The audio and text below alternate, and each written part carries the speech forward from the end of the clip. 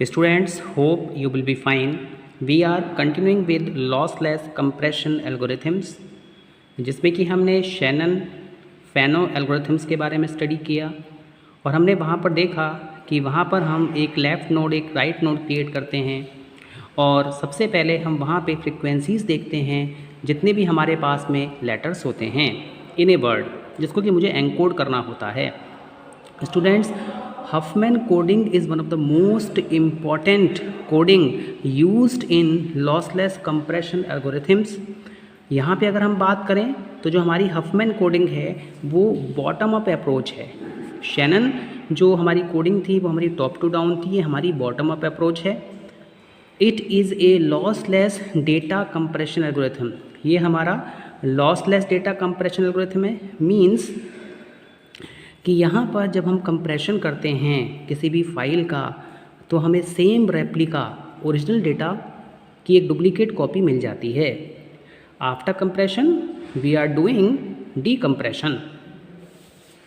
Students, Huffman coding का जो basic principle है, जो बेसिक आइडिया है वो ये है कि यहाँ पर हम वेरिएबल लेंथ के कोड्स बनाते हैं। आपको बताया गया था हमारे पास में रन लेंथ कोडिंग होती है और एक हमारे पास में वेरिएबल लेंथ कोडिंग होती है। रन लेंथ कोडिंग में जो मेमोरी होती है उसको ही एक्सप्लॉइट किया जाता है, बट वेरिएबल लेंथ कोडिंग में एक अलग मेमोरी प्रोवाइड की जाती है, जितने भी कैरेक्टर्स होते हैं उनको कोड किया जाता है। इसका जो बेसिक प्रिंसिपल है इसमें हम असाइन करते हैं वेरिएबल लेंथ कोड को इनपुट कैरेक्टर्स के लिए। वेरिएबल लेंथ कोड असाइन किए जाते हैं इनपुट कैरेक्टर्स के लिए। Length of the assigned codes are based upon the frequencies of corresponding character. जो कोड की लेंथ होगी वो डिपेंड करेगी कि जो हमारे करस्पॉन्डिंग कैरेक्टर्स हैं उनकी फ्रीक्वेंसी क्या है। फ्रीक्वेंसी ये बताती है कि ये कैरेक्टर इस वर्ड में इतने टाइम्स आया। फॉर एग्ज़ाम्पल, मेरे पास में हेलो वर्ड है,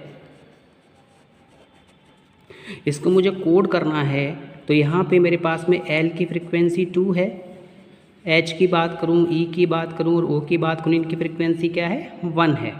तो यहाँ पर जो लेंथ होगी वो डिपेंड करेगी कि आपने क्या कोड असाइन किया है, उनकी फ्रीक्वेंसीज़ पे डिपेंड करेगी। Students, the most frequent code character gets the smallest code and the least frequent character gets the largest code। यहाँ पर जो भी कैरेक्टर बार बार आएगा जिसकी फ्रीक्वेंसी बहुत ज़्यादा होगी इसको स्मॉलेस्ट कोड दिया जाएगा, और ऐसे कैरेक्टर्स जो कि लीस्ट फ्रीक्वेंट हैं, मींस उनकी फ्रीक्वेंसी कम है, उनको लार्जेस्ट कोड असाइन किया जाता है। This is the basic principle. सबसे पहली बात, यहाँ पे वेरिएबल लेंथ कोडिंग होगी। कोड डिपेंड करेंगे कैरेक्टर की फ्रीक्वेंसी क्या है। अगर कैरेक्टर बार बार अकर हो रहा है तो वहाँ पर स्मॉलेस्ट कोड दिया जाएगा, और अगर कैरेक्टर की फ्रीक्वेंसी बहुत कम है तो वहाँ पर लार्जेस्ट कोड दिया जाता है। Students, The variable length code assigned to input characters are prefix code। ये जो हमारे वेरिएबल लेंथ के कोड होते हैं जो असाइन किए जाते हैं इनपुट कैरेक्टर्स को, ये हमारे प्रीफिक्स कोड होते हैं। मींस यहाँ पर हम प्रीफिक्सेस का यूज़ करते हैं। हम ये भी कह सकते हैं कि यहाँ पर जो बिट सीक्वेंस असाइन की जाएगी, जो कोड असाइन किया जाएगा, देखिए कोड अगर हम बात करें तो सीधी सी बात है, यहाँ पर हम बाइनरी डाटा ही यूज़ करेंगे, 0 और 1 की फॉर्म में ही कोड असाइन किया जाएगा। बिट सीक्वेंस इस तरीके से असाइन किया जाता है कि अगर हम एक कैरेक्टर को कोड असाइन कर रहे हैं तो वो दूसरे कैरेक्टर का प्रीफिक्स ना हो, and this is the Huffman coding. और इस बेसिक प्रिंसिपल की हेल्प से हफमैन कोडिंग एश्योर करती है कि हमारे पास में जो भी हम कोड लिखेंगे वहाँ पे कोई एम्बिग्यूटी ना आए। जब हम कोड को जनरेट करें तो हमारे पास में डुप्लीकेट कोड नहीं आना चाहिए। फॉर एग्ज़ाम्पल स्टूडेंट्स, मेरे पास में यहाँ पे 4 कैरेक्टर्स हैं, A है, B है, C है, D है। अब यहाँ पर आपने इन कोड्स के लिए ये असाइन कर दिया 0 0 0 1 0 and 1। अब देखिए मैं C को 0 असाइन कर रहा हूँ और 0 जो है उसका आपने A में और B में प्रीफिक्स की तरह यूज़ किया है। इट मीन्स ये कोड क्या है, गलत है। हमें ऐसा कोई सा भी कोड हम ऐसे कैरेक्टर को असाइन नहीं करेंगे जो कि दूसरे कैरेक्टर के लिए क्या हो, प्रीफिक्स हो। जैसे आप यहाँ पे 0 0 यूज़ कर रहे हैं, आप यहाँ पे 0 1 यूज़ कर रहे हैं। 0 और 0 A और B के लिए क्या हैं, प्रीफिक्स हैं, और इनका यूज़ आपने C में कर लिया। इट मीन्स जब हम इसकी डिकोडिंग करेंगे, जब हम इसकी बिट स्ट्रीम फाइंड आउट करेंगे, जनरेट करेंगे, तो हमें यहाँ पे एम्बिग्युइटी देखने को मिलेगी। स्टूडेंट्स, सपोज़ आपने इसको कंप्रेस किया, कंप्रेस करने के बाद में मेरे पास में बिट आई 0 0 0 1। अब इसको हम दोबारा डीकम्प्रेस करते हैं। देखिए अब इसका आउटपुट किस तरीके से आएगा।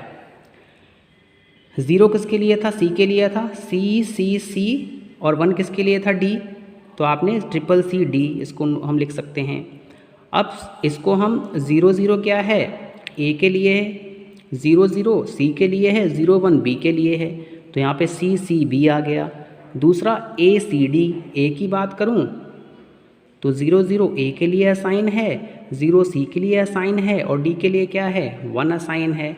तो आप यहाँ पे देखिए जब हम इसको डिकम्प्रेस कर रहे हैं तो हमारे पास में बहुत सारे आउटपुट आ रहे हैं। यही यहाँ पर एम्बिग्युइटी है। मीन्स जब भी आप कोड असाइन करेंगे तो आपको ये ध्यान में रखना है कि कोड किसी दूसरे कैरेक्टर के लिए प्रीफिक्स ना हो। स्टूडेंट्स, हफमैन कोडिंग के 2 मेजर पार्ट्स होते हैं। सबसे पहला कि हफमैन कोडिंग में हम हफमैन ट्री बनाते हैं इनपुट कैरेक्टर्स के लिए।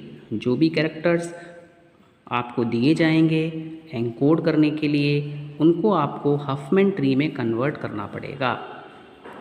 इसके बाद में जो भी हफमैन ट्री आपने क्रिएट किया है आप उसको ट्रैवर्स करेंगे। मीन्स 1 बाय 1 लोकेशन पे जाएंगे और उनको असाइन करेंगे कोड्स। जितने भी कैरेक्टर्स हैं उन सब के लिए कोड असाइन किया जाएगा। तो यहाँ पे हफमैन कोडिंग 2 पार्ट्स में डिवाइड हुई। सबसे पहला आप हफमैन ट्री बनाएंगे इनपुट कैरेक्टर्स के लिए, हफमैन ट्री को ट्रैवर्स करेंगे और कैरेक्टर्स के लिए आप कोड असाइन करेंगे। स्टूडेंट्स, अब हम बात करते हैं कि आपको ट्री किस तरीके से बनाना है। Steps to build Huffman tree.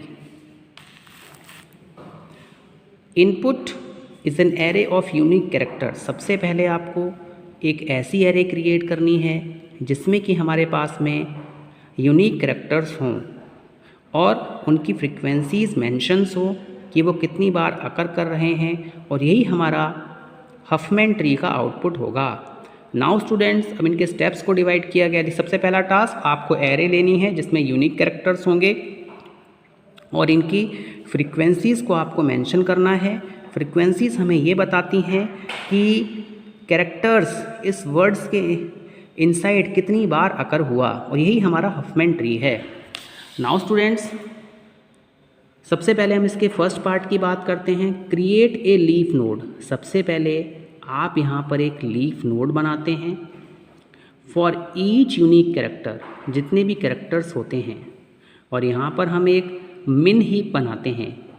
देखिए, हीप एक ऐसा एरिया होता है जहाँ पर आप ऑब्जेक्ट क्रिएट कर सकते हैं। एक मेमोरी एरिया होता है, यानी यहाँ पे जितने भी कैरेक्टर्स होंगे उन सब के लिए हमें एक मिन हीप बनानी पड़ेगी और एक लीफ नोड बनाना पड़ेगा। जो हमारी मिन हीप होती है उसको हम प्रायोरिटी क्यू की तरह यूज़ करते हैं। The value of frequency field is used to compare 2 nodes in min heap. अब यहाँ पर हम 2 नोड्स लेंगे, दोनों की फ्रीक्वेंसीज़ को कंपेयर करेंगे और उसके बाद में उसको हम मिन हीप में यूज़ करेंगे।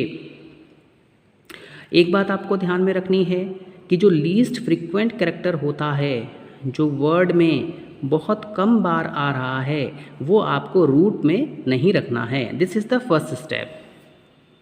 नाउ स्टूडेंट्स, इसके बाद में हम extract 2 nodes with the minimum frequency from the मिन हीप। जो भी हमने मिन हीप क्रिएट की है उसमें से सबसे कम फ्रीक्वेंसी वाले 2 नोड हम सिलेक्ट करते हैं और उन दोनों को हम मिन हीप में as a internal node treat करते हैं।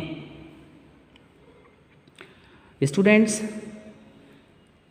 Create a new internal node with a frequency equal to the sum of 2 node frequency. जैसा कि मैंने आपको बताया कि पहले आप 2 नोड सेलेक्ट करेंगे, 2 नोड सेलेक्ट करने के बाद में आप एक इंटरनल नोड बनाएंगे और इंटरनल नोड की जो फ्रीक्वेंसी होगी वो 2 जो नोड आपने सेलेक्ट किए हैं उन दोनों का सम आपको करना है। Students, make the first extracted node as its left child and the other extracted node as it right child.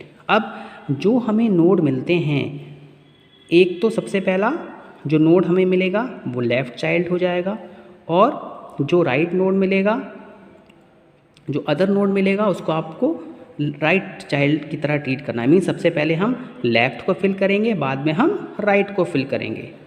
इसके बाद में add this node to the min leaf. अब इसके बाद में जो हमें नोड मिला इस नोड को हम क्या कर देंगे, मिन लीफ में ऐड कर देंगे। तो स्टूडेंट्स,